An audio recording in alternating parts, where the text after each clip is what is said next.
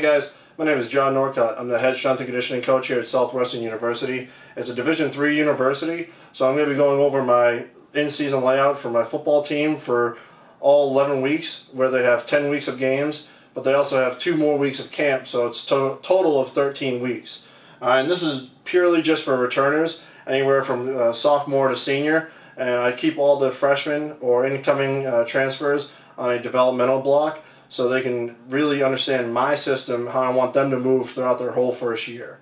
So the first 2 weeks of camp is weeks 1 and 2, and those will be anywhere from 50 to 65% of 3 to 5 sets and 6 to 10 reps. It's more so just trying to get their bodies acclimated back into training. Some of them may have gone home and trained hard over the summer. Some of them may have gone home and not done anything over the summer. I don't really know. So I want to try and treat everybody on the same page. And then as I see them training, I try to push their weights and increase their intensities a little bit harder, depending on what I see of who's trained harder and who's a little bit behind. From weeks 3 to 6, I'll go anywhere from 70 to 85%, 5 to 7 sets, 3 to 5 reps. Weeks 7 and 9, I'll go anywhere from 80 to 90%, 6 to 8 sets, 2 to 4 reps. So I'll back off just a little bit from that 85 back down to that 80. And then the last couple weeks of the season, trying to make that playoff push, I'll make them drop back down a little bit to 85% and work up anywhere to 95%. And that'll be anywhere from 8 to 10 sets of 1 to 3 reps. So I go over what I call the big 4 instead of the typical big 3. I'm a big believer in the squat, bench, and deadlift just because of my powerlifting background, but I also believe in Olympic lifting as well because I know how much that helped develop me as an athlete. So when everyone reports here, everyone's going to be doing a low bar squat. So weeks 1 and 2, the squat variation will just be straight low bar.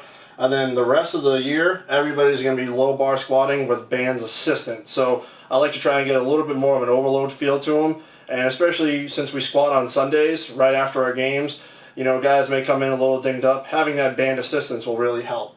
First 2 weeks of bench, they'll do pause bench just for pure discipline, understanding the movement and where the bar should lay. And then the weeks 3 to 6 will just be regular bench press. Week 7 and 9, same thing. And then the last couple of weeks will be purely floor press, just to try and get more power and a overload principle in there. The first few weeks for deadlift, I'll do an RDL just so they can understand the hip pattern, and then I'll progress them down into a deadlift.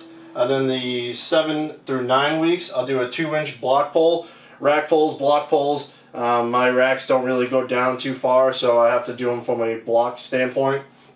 And then I'll progress that to a 4-inch block pull, less range of motion, more weight, feeling great.